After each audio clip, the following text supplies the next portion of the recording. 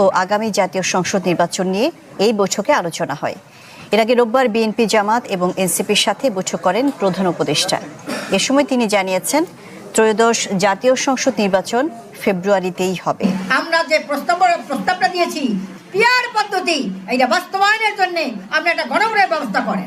যে বিচার এবং সংস্কারের কথা আমরা বলে এসেছি, বিচার অব্যাহত রাখা এবং বিচারকে আরো দৃশ্যমান করা, এটা একটা যেমন জরুরি, তেমনি সংস্কার তো ঐকমত্য আমরা হয়েছি, কিন্তু বাস্তবায়ন কিভাবে হবে এটা নিয়েও কিন্তু রাজনৈতিক দলগুলোর মধ্যে একটা বিরোধের জায়গা আছে, সেটাও আমাদের নিরসন করার জায়গা দরকার। আমাদের প্রস্তাব হচ্ছে, যে সমস্ত সংস্কার প্রস্তাব আমরা সবাই ঐকমত্য হয়েছি কিন্তু সেগুলি সংবিধানের সাথে সংশ্লিষ্ট নয়, এই সব সংস্কারগুলো এই অন্তর্বর্তী সরকারি অর্ডিন্যান্সের মাধ্যমে কার্যকর করতে পারে।